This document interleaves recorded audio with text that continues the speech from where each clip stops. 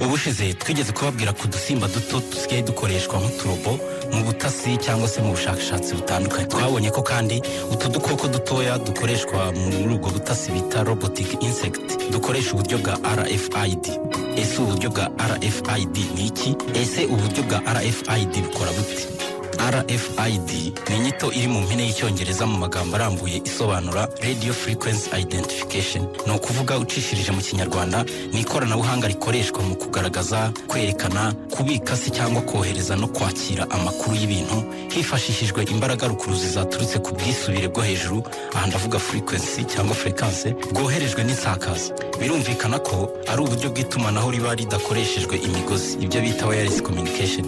Ibi ni nk'uburyo busanzwe izi mbaraga rukuruzi ziba zigenda mu kirere zikadufasha kutugezaho amakuru, yaba ayo mu majwi, yaba ayo mu mashusho se, ndetse na murandasi ari internet n'ibindi byinshi hifashishijwe ibyo bita insakaza transmitters ndetse n'inyakira arizo receivers. Iri koranabuhanga rikaba rikoresha izo mbaraga rukuruzi mu kwimura cyangwa kohereza amakuru uyakura ahantu uyajyana ahandi, kandi zikaba zinifashishwa mu gukurikirana ndetse no kumenya by'ako kanya ibintu aho biri bitewe n'utumenyetso tags cyangwa etiquette baba bashyize kuri ibyo bintu. Muri make iri koranabuhanga rya RFID rikoresha izo mbaraga rukuruzi mu gusoma no gukurura amakuru y'ikintu abitse kuri iyo tag cyangwa etiquette twavuze ko ari akamenyetso kometse ku kintu runaka. Turi kuri ibyo bintu dushobora gusomwa ku ntera ya metero runaka bidasabye ko habaho kurebana hagati y'utwo tumenyetso na musomyi yatwo.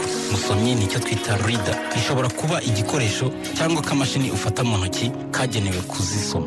Utwo tumenyetso tuba tubitse amakuru ajyanye n'ibyo bintu mu buryo bugezweho bw'ikoranabuhanga. Tumwe muri utwo tumenyetso bita tags tubona umuriro tukanasomwa ku ntera ngufi hifashishijwe imbaraga rukuruzi. Ni ukuvuga ko izi mbaraga rukuruzi arizo ziduha ububasha bwo kugira ngo tubashe gusoma.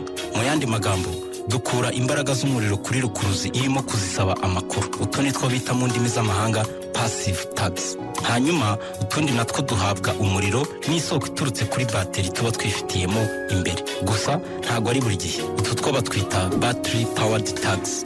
Ese uburyo bwa RFID bukora bute? Uburyo bwa RFID bugizwe n'ibice bibiri. Hari akamenyetso label cyangwa tag ndetse na musomyi cyangwa se reader mu ndimi z'amahanga. Utu tumenyetso tugize uburyo bwa RFID tuba twometse ku kintu hamwe n'insakaza ndetse n'inyakira. Ni ukuvuga ko tuba twomekanyweho transmitter na receiver. Noneho utwo tumenyetso natwo tukaba tugizwe n'ibice bibiri. Igice cya mbere ni microchip, ni nka kara kantu kari mu ibara ry'umuringa kaba kuri sim card zanyu mukoresha mu matelefone ngendanwa cyangwa kaba ku makarite ya ATM akoreshwa mu mabanki. Ako kantu gashinzwe kubika no korohereza amakuru gutambuka. Igice cya kabiri haza antenne ifasha mu kwakira no kohereza amakuru. Aha mubyibuke ko antenne yifashishwa n'insakaza ifata amakuru ari mu buryo bw'amashanyarazi matoya ikayahinduramo imbaraga rukuruzi zibasha kujugunywa zigasakara. Naho antenne ikoreshwa n'inyakira ifata izo mbaraga rukuruzi zajugunywe cyangwa zasakaye ikazakira maze ikazihinduramo imbaraga ziri mu buryo bw'amashanyarazi matoya abasha gutembera muri utwo tumenyetso. Ikindi kandi utu tumenyetso tuba dufite umubare uturanga kamwe kamwe ukwako kuri buri kintu. Uwo mubare uturanga twawita nka serial number cyangwa nimero doseri mu ndimi z'amahanga. Kugira ngo amakuru abikanye ubuhanga kuri ako kamenyetso abashe gusomwa, yamusomye twise reader cyangwa interrogator ifite insakaza nyakira ikora mu byerekezo bibiri. Iyi niyo bita a two-way radio transceiver. Yohereza imbaraga kuri ako kamenyetso ikoresheje antenne, hanyuma ako kamenyetso nako kagasubiza musomyi kazanye amakuru yose yanditswe ku bubiko bwako iyo twita memory bank. Maze musomyi ibyo isomye nayo ikabyohereza muri porogaramu iba muri mudasobwa ikorana n'uburyo bwa RFID. Ibyo byasomwe cyangwa byoherejwe bishobora kuba ari wa mubare wonyine uranga cya kintu cyangwa se bikaba amakuru yose ajyanye nacyo. Aha twavuga nka nimero y'umwanya kirimo mu bubiko stock number, nimero y'icyiciro serial number, itariki cyakoreweho production date, igiciro cyacyo cost cyangwa price n'ayandi makuru menshi arebana n'icyo kintu. Mu mu bihugu byateye imbere imirongo miremire y'abantu bagura ibintu ikigaragara mu bubiko bunini cyangwa mu mahahiro manini mumenyereye nka supermarché cyangwa supermarket hano mu Rwanda. Ni imwe mu byo abantu bakunze kwinubira rero kubera ko buri kintu cyose waguze babanza kugisuzuma batungaho ya musomyi igomba kwereka buriya wishyurwa amafaranga amakuru yose ajyanye n'icyo gicuruzwa kugira ngo mu buryo bw'ikoranabuhanga kivanwe mu bindi. Mu minsi mike rero iyi mirongo ntayo izaba ikigaragara mu gihe turiya tumenyetso dusanzwe kuri buri kiriya gicuruzwa tumenyereye nka UPC, Universal Product Code Barcodes.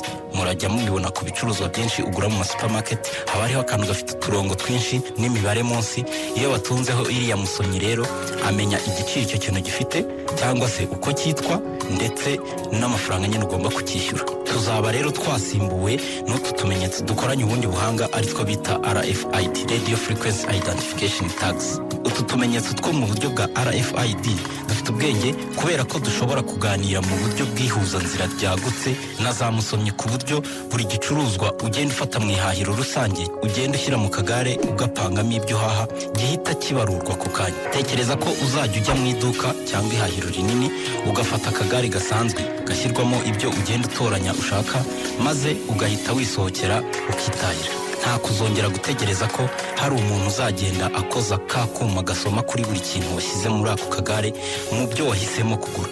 Ahubwo twatumenyetso two muri ubu buryo bwa RFID twashyizwe kuri buri gicuruzwa tuzagirana itumanaho hagati ya musomyi yashyizwe muri iryo hahiro hafi y'aho basohokera ikabasha kubona ka kamenyetso kari kuri buri gicuruzwa washyize muri ka kagari cyarimo. Iyo musomyi izaba icometse ku ihuzanzira rinini rihita ritanga amakuru y'ibyo bicuruzwa kuri wa muntu wakabaye wakira amafaranga ndetse no kuri ba nyiri gukora ibyo bicuruzwa. Ubundi muri bya bihugu byateye imbere haba hari uburyo bwashyizweho bwo kuba wakwinjira ahantu amazina ndetse n'ibikwerekeyeho byose bikuranga bigahita bimenyekana. No kuvuga ko yaba ari amakuru arebana n'imyirondoro yawe, aho utuye cyangwa se aho ukora na banki ukoresha, ibyo byose byarahujwe mu buryo bw'ikoranabuhanga. Aha rero ya makuru yoherejwe na musomyi yagenzuwe kuri buri gicuruzwa ahita amenyeshwa ako kanya muri banki yawe ukoresha maze amafaranga ahwanye n'ibyo waguze agahita avanwa kuri konti yawe nta gutinzwa no gutonda umurongo bibayeho.